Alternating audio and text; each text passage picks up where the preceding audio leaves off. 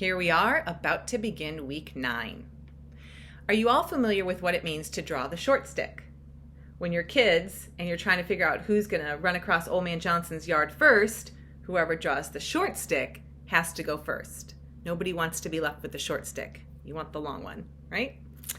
So this week I was thinking about, okay, when I hurt someone's feelings, I need to own it, right? Whatever I did that hurt their feelings, even if it was, okay, the tone, maybe it wasn't what I said, but it was the tone in which I used, maybe it was my timing, I've got to own that. But then I also realized, well, wait, I also have to own when my feelings are hurt, that maybe I misread the situation, I need to give them the benefit of the doubt, and I started to feel like, hey, how come in both situations I kind of feel like I'm left holding the short stick here? And do you ever feel tired of holding the short stick? Like, you know what? No, spouse or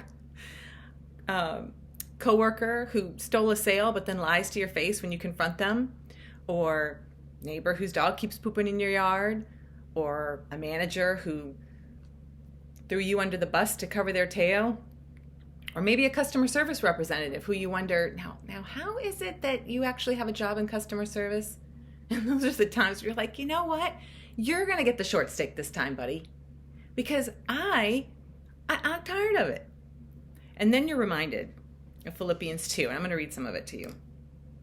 Verse 5 through 7. And it says, in your relationships with one another, have the same mindset as Christ Jesus, who, get this, being in very nature God, did not consider equality with God something to be used to his own advantage. Rather, he made himself nothing by taking the very nature of a servant, being made in human likeness. And you read that and think, I said this out loud this week, I'll admit, I don't want to make myself nothing. I'm not nothing. I don't want to be nothing. And you kind of think, wait a minute, I'm 1 Peter 2, 9, and 10. I'm part of a royal priesthood. I'm part of a holy nation. I should be treated as such. Okay, but every other Christian in our life is also part of that same royal priesthood, and they too should be treated as such. So then we could think, well, all right, okay, that's fine. But you know what? The non-believers in my life, they're getting the short stick because I'm sick of it. And that would all be fine except for that second greatest commandment that says that we're supposed to love our neighbor as ourselves.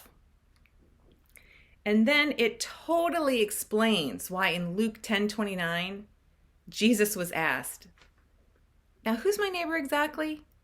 So I thought, wait a minute.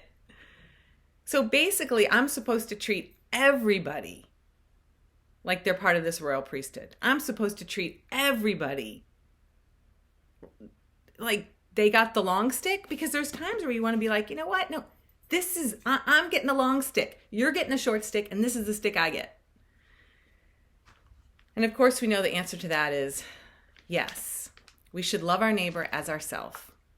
And so this week, when you feel like you've got stuck holding this, realize it's a chance to give your neighbor this and love them as you would yourself. Have a great week.